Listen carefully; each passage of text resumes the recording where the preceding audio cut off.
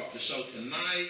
And it's a big one. We're back after a bit of a hiatus for the last couple of weeks with the end of season show. I've treated the boys to a bit of Nando's as well, so hopefully they're going to be happy and ready to give us their views on not only the FA Cup final, but also the season as a whole. So chaps, listen, where do we start? It's a good time to be an Arsenal fan at the moment. FA Cup winners for the 14th time. Record 14th. Yeah. Record 14th time. And I think it was at that number 14. Wins the game. Touche. But I guess we'll start with you, Alex, man. How are you feeling about the FA Cup performance and the result, and obviously picking up the trophy? I'm happy with it. Truthfully, I think first 10 minutes we came on with a bit too much respect for Chelsea, but then after they got their goal, it's like we sort of just switched on, the fire kicked in, everyone started playing for the badge, and like you said, record 14th time. Chris? To be honest with you, I knew Arsenal was going to win. I was 2-1 or 3-1. I didn't put a bet down and I'm fuming. However, so how do we know it's true? Arsenal friends. FA Cup was, as Alex said, that we definitely needed to concede before we actually woke up. And that's when the players started firing from all cylinders. Personally, really impressed me the most, I've got to say, is Lacazette. Yeah?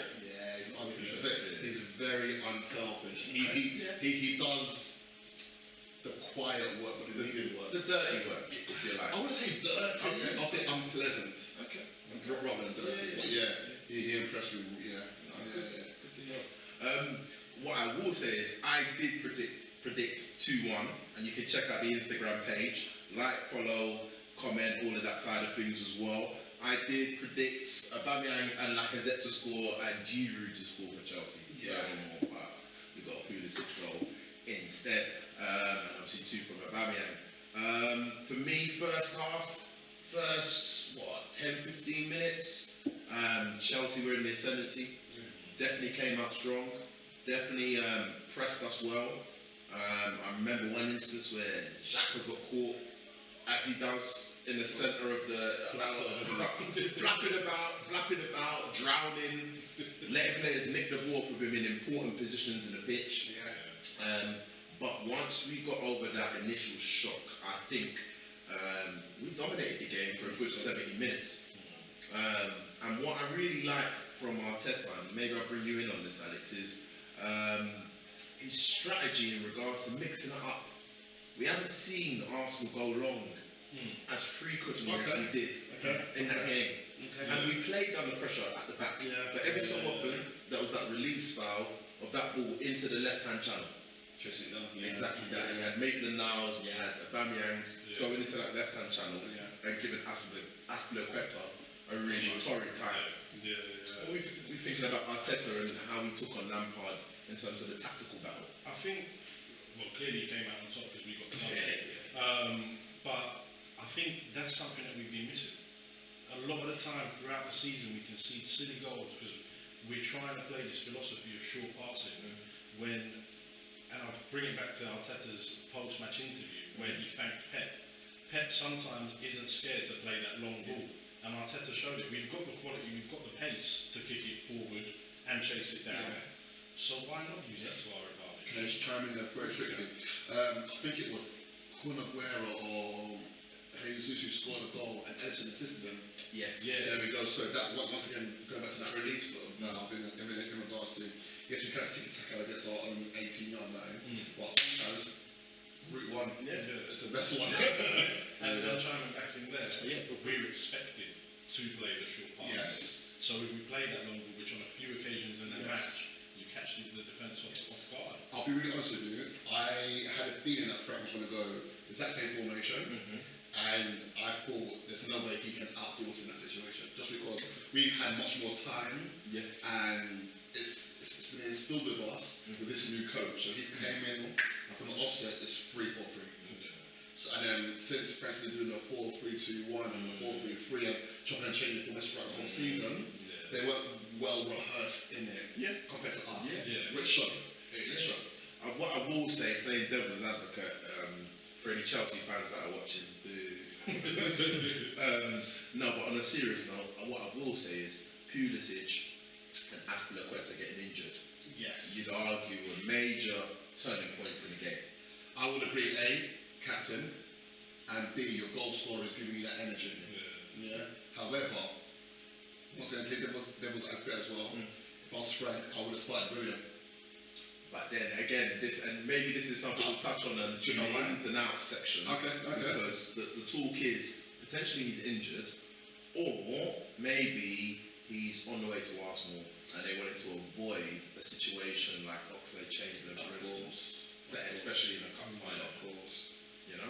I think it's one thing when you're Czech and you're going to go behind the scenes of Chelsea and be an executive. I think it's another thing when you're going to go and play for the team. So that might be why William was on the bench. Listen, just going on to the goals. Again, we spoke about the ball over the top. It was a ball over the top, and Aspilicueta was found wanting, desperately, suspect, clinging onto Aubameyang. Aubameyang does a smart thing, gets into the box, goes out. By the letter of the law, in this day and age, yes, it is a penalty. So, my stance is two big, okay? It can be a penalty, but if you're going to give a free kick, he needs to be sent off. Just because Rudiger was nowhere near to Aspilicueta and Aubameyang when the first initial contact took place. So, for any fans out there or any wizards or witches out there, okay, my opinion is if it's a free kick, fine, show him the red, because he was the last man and we fouled him. Well, I think even with they brought in this double jeopardy rule, which is basically if you don't mean to bring down the man, but it's a goal scoring opportunity, and they get a penalty, you cannot then be sent off. Of course, okay.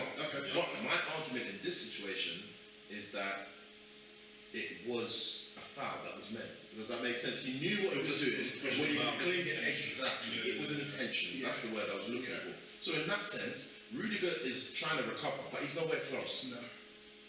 If Aubameyang gets free, he's getting a shot on goal.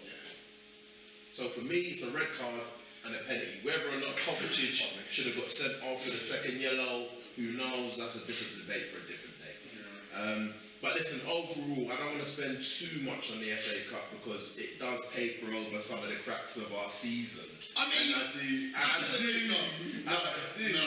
want to get into the cracks of the season. No. Okay, okay, first of all, Tottenham. I mean, what's happening, guys? What's happening? I have to send out an apology. No, all the Arsenal fans, Arsenal FC, Tottenham, we are very, very sorry for your hard times. What is it now? 20 years without a trophy? 20 years of hurt. And then you got to do 3 extra rounds of preliminary for Europa League. After you guys have celebrated. Did you see Mourinho celebrating 6? However, don't even mention these guys on the show, please. However, so we've had a change in manager, in philosophy, in attitude. Yes. We've adjusted it very quickly. We've got silverware. Gents, at the end of the day, football is only about 2 things: the 3 points and what's in your cabinet at the end of the season. That's how you quantify success in football. So the fact that yes, the league's horrid, that's fine. However, we're still playing Europa League, Europe, and we've got silverware through that horrid, unsettling, turbulent time. Mate, it's been a really good season. Listen, I would say it's been a really good end to the season. I've been watching the whole of the season, 90 minutes, 38 games in the Premier League, and I'm going to be honest with you, it's been hard work. It's been hard work. And I guess it kind of brings me on to my next topic in regards to ins and outs at Arsenal FC. Now, it's been, like we were talking about, torrid Premier League season. I think it's been better in the Cups, obviously, picking up the FA Cup.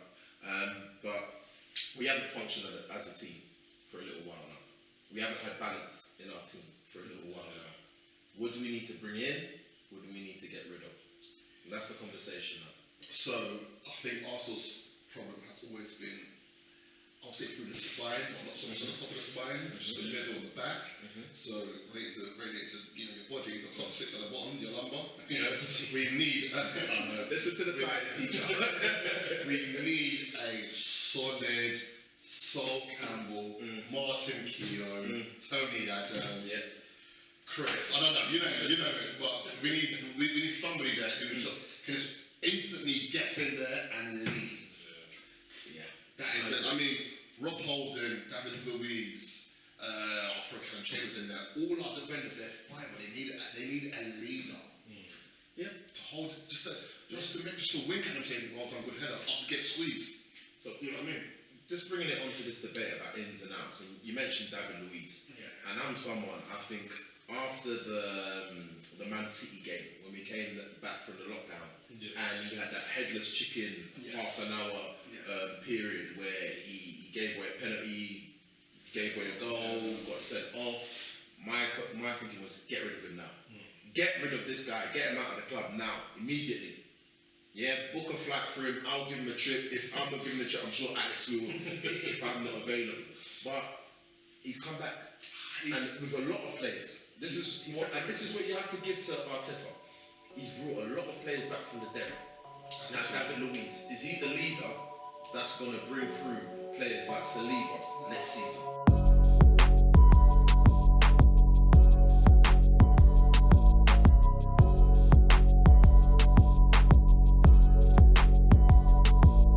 Hi and welcome back to the Typical Arsenal Show. You're here with your host Ray, and again I'm back with my two co-hosts Alex and Chris. Thank you guys. We are in the home straight. As you can see from my eyes, I'm about ready to drop, but we're going to persevere through, should I say, and we are going to get into the ins and outs as we discussed just before the break, and we're going to go straight into the goalkeepers. So I'm going to jump between the two of you. Martinez, I think it's an easy one.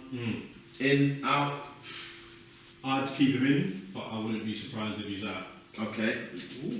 I can see clubs going for him as their number one, but I'd love to keep him in. Interesting. Very. Give him a better contract. Apparently he's on 20k a week. Up there. The man's been at the club 10 years, waiting his opportunity. I think 6 months, suppose. 6 months, there you go. So for me, he's definitely in. Leno, I'll start with Leno. Got to be in. Unlucky to get the injury that he got. Before then, he was looking like the best player in the Arsenal squad. Full stop. I agree. Full stop. Maybe outside of Aubameyang, maybe. Leno, simple one. In. Perfect. We'll go into the back line, and maybe I'll get the squad up as well. I'll start with the obvious characters. So we'll go from right back. We'll start with Bellerin, in, out. Remember, there's been links with Juventus earlier on in the season, should we say, or the summer. You know, I'm saying in just because I can see passion there. Okay, I respect that. That's been at the club a long time. Yeah, and then knows what it little means. weird Spanish cockney. Yeah, it's a stranger. So It's a stranger, isn't it? Wow. But anyway, Shut the heck. Bellerin, what we saying? In. He's got a season to prove himself, I'd say. Not a problem. Cedric Suarez, where are we going with him? Not been here long, I know. Is it got to be an in just because of the duration of time? In. You know what? His first game, he looked good. I remember he scored a screamer, crossing the ball with his weaker foot, looked good. Need to see more of that, to be fair. For yourself, cool. We'll move into, maybe I'll throw Maitland-Niles into that category of right backs as well. How are we feeling about him? This is a contentious one. So, at right back, no. As a right wing back, yes. Okay. Just because he done something saucy.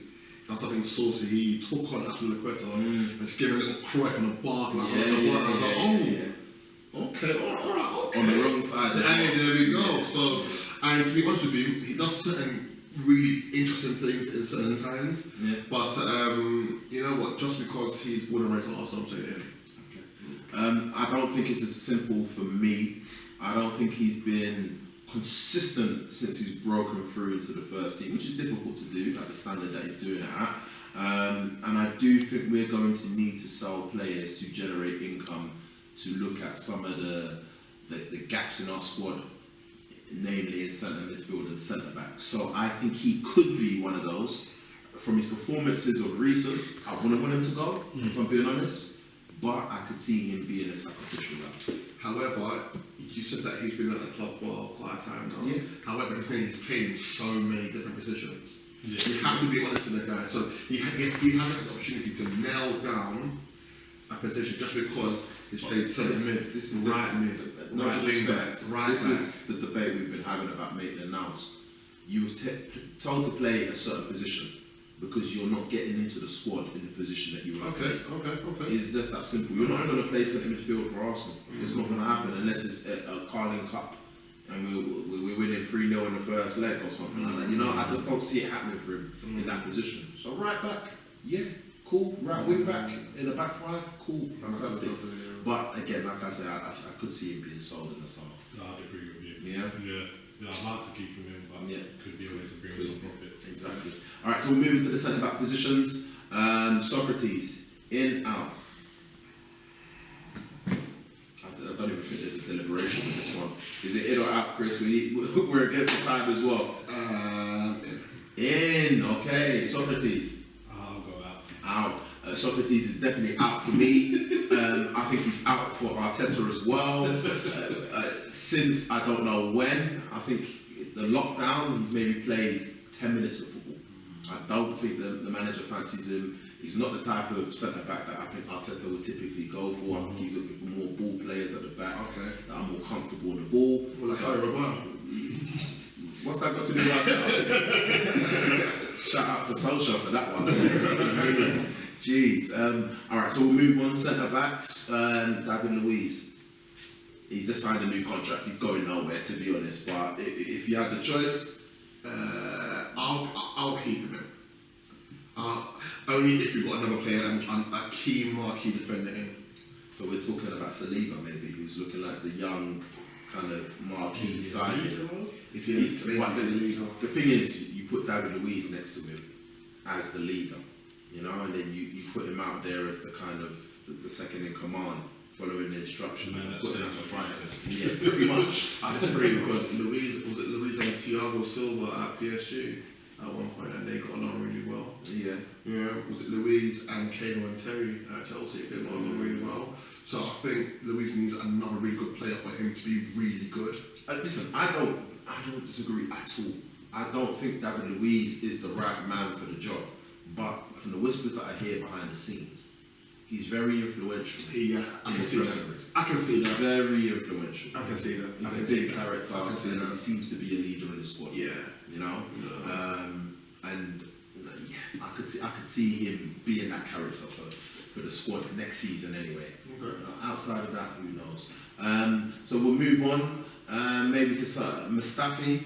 We'll start with before we go into the younger centre backs. His stats have been quite good after lockdown. Yeah, I don't want explanations. I want in and out. Mustafi. There's only one right answer here. Let me not lead you. I'm gonna say, you know what? Because I'm having Papa in, I'll say Mustafi out. Okay. Mustafi. Out. Yeah. I didn't even need to go into that one. Mustafi out. Mustafi. Go on. Mustafi or Papa? Who are you taking? Well, you take it just because of the profile of the players and the fact that Arteta's been playing him. You take Mustafi, but Mustafi. I'd take Papa. You see, Personally. how old is Sorry. Papa? How long is Papa going to survive in the squad? Can Papa kick a ball? Can Papa pass a ball? Yeah, he is shaky. Yeah, he is shaky. He's shaky on the ball, Yeah. man. Very shaky on the ball. But listen, I'm aware of time, so I want to crack through the squad. So, who are we looking at next? Rob Holding. We'll go to the younger centre backs, won't we? To be honest with you, I want to see a Holding and Chambers centre back duo. I think that's the milkiest. I want to see. Do you know why? It's because you know what? I like Chambers, but Yeah. he I don't know about him, man. He just It's all a bit milky. yeah. In the nicest possible way. I do like Rob Holding. I think he went through a period of looking really solid under Unai Emery, and then he got his injury, and he hasn't come back since. I'd probably sit on the fence with Rob Holding and say, send him alone maybe, potentially. To be honest with you, he played the FA Cup last 2017 against Chelsea. and I mean, on the winning side, I'll keep him in. Yeah, I'll definitely keep him in. Yeah. Definitely. Okay. Chambers then. Wow, the room went quiet. Jeez, Marie. You got to remember, before he got injured, he was looking decent. Mate, and He was. you know what? I'm going to throw it out there, guys. Yeah, YouTube. Hear me carefully. He can play CDM. He was playing CDM at Fulham, isn't it? Fulham. There He we was go. the player of the season. There we go. To be fair. There we go. He can play CDM. Okay. He might play But- that but- Wilfred Indeed. He was playing CDM for a team that eventually went down and conceded a hell of a lot of goals. Mate. So I don't know how much of a kind of what would you call it? Accountable he was for that. But I don't know how you could say that's an interview process for the Arsenal CDM position, playing Fulham CDM and going down. That doesn't I mean, kind of it's an equate. option. I'll give you options, okay? If Arteta wants to play 4-1-4-1 like Brendan Rodgers, Yeah. put him in that middle, innit? Deep line. Protect your two weak kicks and all that. All right, so you're keeping Holding. I'm not even Holding, Chambers. I'll keep him. Okay. Yourself? Nah. No? You're not having him at all? No, I'll keep. Yeah, nah, he's got. He's got to. So we are looking at. Let's roll on. Sorry. That would make more sense. Okay. Perfect. All right. So we are still in the defenders section, and we are looking at Sajad Kolasinac. I read a tweet, yeah. That's the way he started. Go on. So someone said, right, they said that Kolasinac, yeah, we should get rid of him, but when he punched up those two guys on knife for Ozil, Yeah. we can't get rid of him. Like, he has to stay. Also, he put him down. He cannot get rid of him, or else Yeah. it'll be sticky for us. Basically sticky for us. So, for the record, sign the contract, mate. You're ready. Sign the contract. I'll pass it on to you, Alex. What do you reckon about Kolasinac? I'll keep him in just for Yeah. squad depth, personally speaking.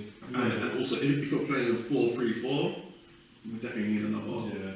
See, I am going to disagree with you both for the simple fact that we have got Tierney, who's starting, and we've got Saka, who can play comfortably in the left back position, probably one of his best positions. And when you start to look at the team as a 4-3-3 shape, you start to think, how do you fit in Saka into one of the forward rows? Is he going to go into midfield? Probably not. So then he's going to be battling it out with Tierney for that left back position. Make sense? That's my rationale. So having Kolasinac, for me, it's redundant. Furthermore, after that mistake that he made against, who was it? Yeah, it was shaky. Who was it? I Who were we playing? And he sold David Luiz down the river. And do you know what was so upsetting? Spurs, wasn't it? It was Spurs, furthermore. That was the And do you know goal. what's so frustrating about that mistake? Is that it wasn't even a technical mistake. Tactically, when you're coaching your kids, Chris, as a coach, you know you talk about playing safe side. Yeah. Yes? Yeah. Okay? The striker's on the inside of David Luiz. Play it to the left-hand side. Back to Pablo Mari. Not seen enough. Not seen it. No. From the little I've seen of him, I really like him. Very comfortable on the ball. Great driving diagonals. Okay. Very comfortable with receiving and passing in tight areas in defensive third. So Pablo Mari is a thumbs up for me. Now midfielders. Saw a certain person pop up, but I think we'll leave him to to the next section. I know the fans are desperate to see the section I'm talking about. I'm going to keep those that don't know on tenterhooks. So we'll talk about Torreira. Yes. In. Yes. Okay. Yes. In. Yes. I just throw the caveat that there's a lot of talk, and there has been for the last couple of years, about him being unsettled, and about the squad, the club considering maybe cashing in on Torreira. You know, to maybe fund something like a party. You know, Okay. for instance. Mate, see Torreira, he's a little terrier though. That's the one. He's just scrappy. does a dirty, unpleasant work, Yeah. plays the ball, and that goal he scored against Spurs, mate, the passion there, Yeah. he wants to stay, Yeah. he's down for it, just make his life easier, like, that's it, just make his life easier. You know, it's Graham Souness always likes to use that phrase of an honest player. Yeah. He comes across as a Yeah. really honest player. Yeah. You know, that puts the work in for the team. So moving on in the midfield, Joe Willock, No, tricky one. no, Out I'm on not, loan or just we cash in on you it? know what, I think him and another player, Reece, Nelson, they're too shaky for me, they're too milky. Like, they came in before Saka, isn't it? Yes. Yeah, Reece Nelson definitely did. Yeah. I mean, and he fumbled the ball up against Leeds, and it was a slide to celebrate. I'm not having that, mate. I'm not having it. How can Saka outperform me? Yeah. I'm not having it. I'm not having It's it. true. It's true. So it's true. him and Reece Nelson, doors. Okay. Sorry, guys, doors. Reece, don't worry, bro. I've still got your back. Joe, I'm still with you. Don't worry about that. Joe, Joe in but out on loan. I think that's where I'm at with Joe Willock as well. I think there was a lot of promise in pre-season. A lot of people were bigging him up, saying he's going to be the breakout talent from the academy, and then, like you say, Saka's come in and stolen the limelight. Yeah. But I still think there is a player in there. The fact that Arteta's using him as much as he has. If you look at the number of appearances he's had this season, it's over 40 appearances. A lot of them are substitute appearances, yes, but the manager trusts him. So I think there might be a player in there somewhere. Did he score a world against Liverpool? Like, He did. No, this season. Was it this season? Was it the 4-4? It was the 4-4 Yeah. that we then went on to lose somehow. So we'll move on to Xhaka. I want to chime in here because for the longest I have been screaming this guy needs to leave the club. Furthermore, from that appearance where he took off his shirt, started effing and blinding at the fans, I always say to the panel, I always say, I don't forgive and I don't forget. But again, this redemption arc where Arteta has just pulled him out of, I don't know what, cavern, what hole, dragged him back, and he's looking solid. Yeah. Furthermore, he's looking like a player that goes into the starting lineup guaranteed each week. Yeah. Because we look a whole lot weaker without him. Yeah. And maybe that says something about the Arsenal and the Arsenal midfield at the moment. But he's a key player in the squad. You have to keep him. So you know what? I actually understand now why he was captain previously.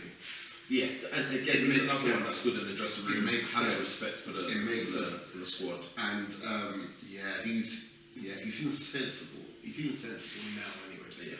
So in for you. In for you. Yeah. Perfect. Yeah. So I don't know if we did discuss Saka in the defenders, did we? We did. Is it? Yeah. No, you did. Okay. So Guendouzi. Yeah. Oh, see now let me give you the update before you go wholeheartedly in for Guendouzi.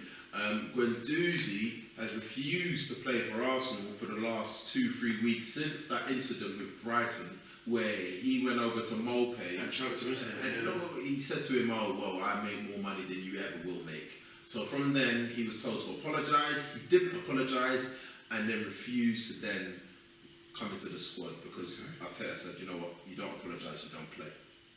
So Guendouzi, as much as you might want him to be in, I think the writing's on the wall. I think he is on the way out. There was even a link I read 2 days ago. No, it was, PSG was one, but Barcelona was the other in a swap deal with Coutinho and 9 million going over to Barcelona. So watch the space on Guendouzi. You know what? Guendouzi plays like Busquets, so I can understand. See, again, I'm gonna have to disagree with you. I don't rate Guendouzi like that. I think he is a jack of all trades, master of none. No. But I think, you know what, we will get into maybe Guendouzi another time. Yeah. Because I think you could have a whole kind of show on Guendouzi and Ozil alone. Yeah. So we'll crack on and we'll move into the forwards. Okay. Yeah, go on. You were going to mention? Come on. Speaking of. I'm saving Mesut Ozil. We've got a whole section for Ozil. Ozil Watch. Don't worry, we do it every show. Every show. So we'll save Ozil. Don't worry about that. And the fact of the matter is, he's on a contract where he's earning 350k a week, and he's come out again to reiterate that he's not leaving the club. and you're not going to find any club on this planet that's going to pay him. No way. No way. But we'll come on to Ozil. So we'll move into the forward line. We'll start with some of the youngsters. So we'll start with Nelson, who you mentioned you're not having. I would probably argue on loan, or keep him in and around the squad for the Carling Cup and the Europa League games early. Yeah, you know, you're going to need bodies for the amount of games we're going to play. For yourself, Reece? In, but out on loan, most likely, in my opinion. And Ketia, I'll stay with you, Alex. In. Yeah, I think I agree. In. I think he's got the touch of the Aubameyangs about him, where he's not a high touch player, he's not highly technical, but he knows how to move in and around the box to find opportunities to score, and he's got the pace to go with it as well. Martinelli, nice and easy one. It's in all round. I think that man could make this club maybe 60, 70 million in a year or two if we need to cash in on him. And we go to the front three, I guess. The three triplets, I call them little brothers. Yeah. I was going to say the three athletes, but like is a Frenchman. So we will start with. Fun fact: Aubameyang was born in France as well.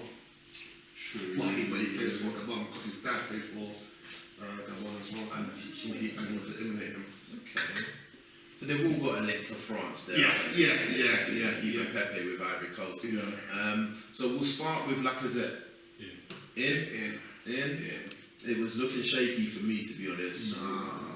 His form has been up and down, struggling to score away goals. There was this stat about a whole year without an away goal. Look at Firmino, he scored his first Anfield goal. But Lacazette is not Firmino. As much as he tries to emulate that role, he doesn't do it anywhere close to as good as Firmino. Of course not, but then you've got the Aubameyang, which is the Salah, and the who's the Mane. So he is going to be that. That's the difference. Our Pepe isn't a Salah. He doesn't generate goals like that. He's not a goal threat. Of course. So you need the man down the middle to be a goal threat as well. Does that make sense? Okay. Furthermore, in Liverpool's system, Firmino is the number 10 basically, and then you've got two wide forwards that become strikers. So where were we? Anyway, we were discussing Lacazette. We're all happy for him to stay. In. I think he's worked hard over the last couple of weeks, definitely. We'll go to Pepe, obvious, I think again, and Aubameyang, obvious. Nice and simple. Good. Have I missed anyone out? We've got a couple of loanees. El Neni, Mkhitaryan. I think we can all say we're happy to see them go. Smith Rowe is a player I really like. I like him as well. If I'm honest with you, I'd probably send out someone like Joe Willock to bring someone like Smith Yeah, Rowe. back in, Mavropanos, I haven't seen enough of him. If anyone else wants to throw in anything about him. No, and then obviously something like that. Cousins, maybe. Saliba, we haven't seen anything of him. Me personally, I don't know about you guys, but he seems highly rated, and obviously we are looking forward to seeing him play for the first team. Okay, so we will move swiftly on to the part of the show that everybody wants to see, and that is Ozil Watch.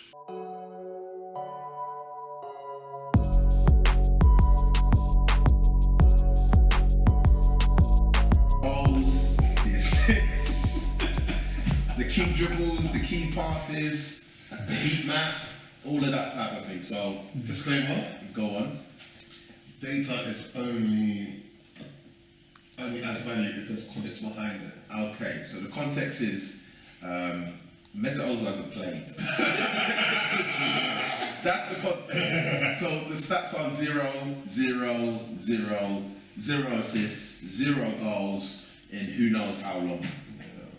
And it's getting to the point where it's at least Bell's won 4 or 5 Champions Leagues with Real Madrid, you know what I mean? So he can maybe, I can't say he can afford to, but he's done enough in the game that he can sit back and play golf for the rest of his days. Cool. Mesut Ozil, you're not that guy. Cool, you've won a World Cup. I was going to say that No. Cool, you've won a World Cup, but you haven't done it in England.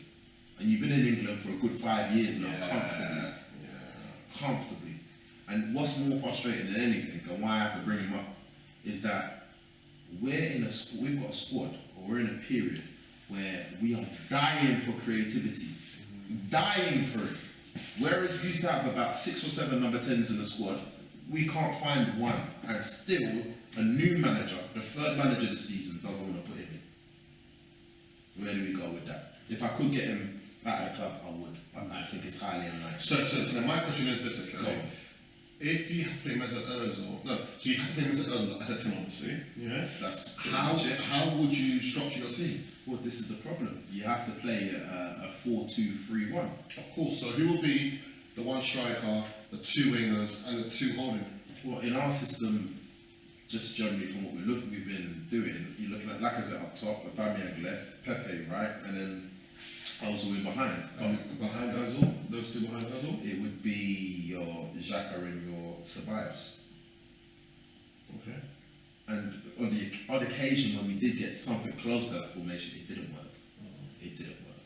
And I just think Ozil's a player on the decline. You know?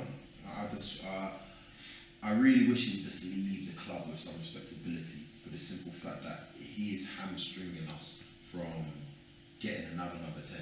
Like we can be paying 110, 120k per week. A young up and coming attacking midfielder from France, for instance, or Belgium, or one of those countries, you know, one of those leagues. So anyway, listen, I won't keep us too long on Ozil watch. It was just to reiterate again, what did we say? How many goals was it? 0. Yeah. How many assists? 0. Key passes? 0. 0. Okay, alright. So we're getting the jingle for next season, don't worry about that. Ozil watch, we're going to be touching back on that because we have got him for at least another season, sadly. Okay, so listen, we are going into the last part of the show, and I thought it made sense, guys, for us to just do quick player ratings. And then, you know, look at the manager and give him a rating, and then maybe pick our player of the season and call it a day from there. So I will. We're doing player ratings for the season. Yes, exactly that. So we won't all assess each player. So I will start with you, Alex. No, out of 10, please. 9. Chris Martinez, in the short time we've seen him. 9.7 out of 10. 9 point something out of 10. Yeah, as close as you can get to a 10 out of 10. There we go. Brilliant handling as well. All right, Bellerin. Chris, we'll stay with you. Yes, I'll give him a big heck. I'll give him a 7. 7, I think that's fair. Came on strong back end of the season. Yeah. Tierney, Alex. Ooh, nice one. Give him a nice 8. Yeah. Injured through a big period in the season. Exactly. But again, back end of the season, he's been brilliant. Absolute quality. And he's got that real old school mentality when it comes to defending. Scottish, isn't he? Yeah. You know, North. without generalising. So where are we? Socrates, your pal, Papa. I'll give him a week 5. A week 5. Okay. Where are we? Holding. Alex. I'll give him a 6. 6. Okay, fair enough. Cedric, haven't seen much of him. What are you thinking? You know what? Josh was about 1 appearance. I'll give him a 9. 9! Wow! I'm gonna have to veto that. He can't be getting a 9. That old famous saying, you can only beat those that's in front of you, right? Okay. You can only score what's in front of you. Yeah. He's had performances since then have been that might be In the Arsenal show? Yeah. Okay. I'd probably say a 7.5, 8. Alex, do you want to chime in there? Because I can't give him a 9. A 7. 7.5. 7.5. 7.5. Alright, thank you, Chris. 9, you know. It's not in the season. Where are we? Mustafi. Is that for me? Yeah. Tricky one, isn't it? Very tricky. 6.5. 6.5? I think. I'd go with that. Yeah. It's been up and down. Chambers. Chris. A bit of a tricky one as well. It is. I haven't seen much of him. You know what? I'll give him a 6 just because. 6. Just cause. Yeah. Pablo Mari, haven't seen much of him this season. I'm going to give him a flat 5 because we haven't seen enough. David Luiz. Chris, how lucky are you? You know what? I'm gonna give him. Here we go. I'm gonna give him a strong 7. A strong 7. Interesting. Just because what he done against City, and then also what he done again against City. Yeah. Oh. Yeah. Okay. In the Prem and FA Cup, so it's the good, the bad, the beautiful, and ugly. Kolasinac. Alex. He'll beat you up. 5. Okay, that's fair enough. Can't argue with that. Saka. Chris. Oh, I'm gonna give him a strong. I'm gonna give him a strong 8.5. 8.5. I would give him a 9, but he didn't shoot. Like, I don't care if it's off target, and he's pulled. If you're in a good position, pull that trigger. He reminds me of Haleb sometimes. Haleb used to dribble all the way to the goal and then pass it. Like, man, pull the trigger, please. Xhaka. Tricky one, up and down season. I'll give him a strong 7. 7, yeah, fair enough. Chris Guendouzi, your Bezzy. I'll give my best there. I could give him a 6.5. 6.5. Yeah, I'd probably be inclined to give him a 0. if you're inadvertently refusing to play for the club, get the hell out of here. Of course. So Joe, less. Sorry. 6. 5.5. 6. Chris is not even having that, no? What were you thinking? Joe Willock, under a 5? No, 5. 5. 5? I'll go with 5. Okay. Yeah, so. Maitland Niles. 6.5. 6.5. I agree. Cool. Torreira, sorry, Alex. A strong 7. 7. Yeah. I will do Mesut Ozil. It's a big fat 0 from me, Mesut. Head back to Germany, please, or Turkey, wherever you Quick one. want to head to. How do you think he operates in training? Like, do you think he trains as hard as? No. I think he walks around. Yeah. Does a couple of flicks and tricks and then back up for Fortnite. Alright, so where are we? We're into the forward line. Martinelli. Chris. Martinelli. Wait to Chelsea, a strong 8. Yeah, I'd agree with that. Nketiah, since he came back from Leeds. I'd give him a strong 7. 7.5. Yeah. He done well. In the context, first season at Arsenal, 3 different managers, COVID, into a squad that hasn't got balance, into a starting lineup didn't have any confidence, and you wanted him to settle. And lead the team out and score goals. That's a lot to ask. He scored over 10 goals. I'm sure he's hitting maybe 10 assists this season as well. So it's been okay. It's been okay. And Aubameyang, I think I'm going to take him. I'm going to go for as close as you can to a 10 out of 10. I'm going to get 9.5. 9.5 because he's been our captain, he's been our leader, he's scored goals, and he's scored goals in crucial times. I think we all agree on that. I agree. It's got against 2 against City, isn't it? 2 against City? No, it wasn't 2 against City, was it? 1. Who's got that one? Semi-final, I'm sure it was him.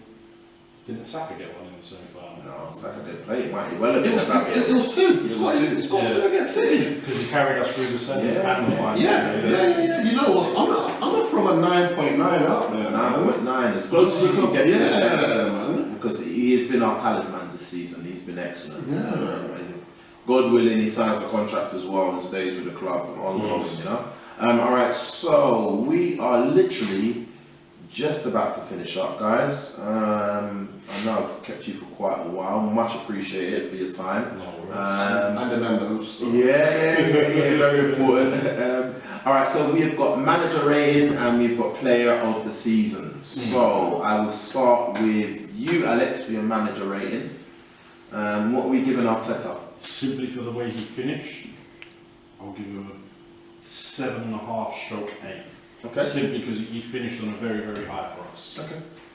Chris? I'm going to give him a 7, just because, to be fair, it would have been 7.5/8. I'm giving him a 7 just because the Aston Villa game really upset me.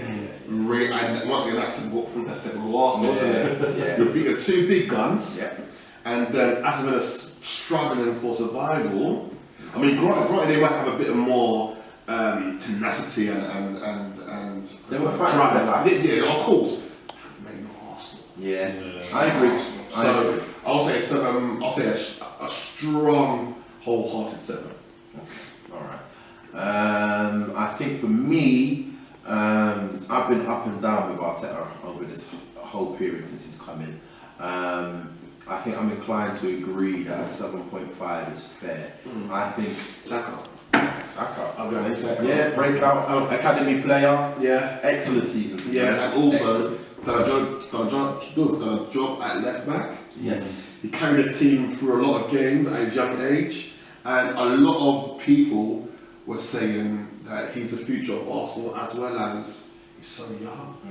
That impact at a young age, overtaking the Joe Willock, overtaking the Reece Nelson, It's a good point. starting. It's a good point. It's a No, very good point. I'm throwing Saka in that. Yeah, no. So I officially dub Saka player of my season. Okay. Perfect. A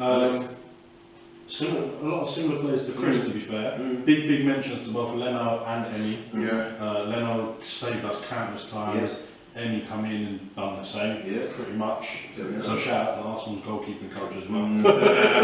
Yeah. But for me, and Saka, but for me, I've got to give it to Aubameyang. Yeah. And I think it was looking like there was a paucity of choices. Maybe 2 months ago, it was looking like it was either Aubameyang or Leno, and then Emi's come in and stepped up, and obviously Saka's done a great job across the season. But again, I've got to agree with Alex. Aubameyang, he's shown it in the semi-final and the final. He is our marquee player, our talisman and our leader, so it's got to be him, to be fair. And guys, that kind of brings us to the end. Thank you for your time. Good. Listen, the season is going to be back around before you know it. We're going to be doing the post and pre-match shows from next season, and hopefully you'll catch us for a couple of transfer specials in and around the next couple of weeks. But again, it's been your host Ray with my co-host Alex and Chris, and from the Typical Arsenal gang, and the 2020-2021 season that's coming. We look forward to. Yeah. And we say goodbye to the 2019 and 2020 season. FA Cup final, champs.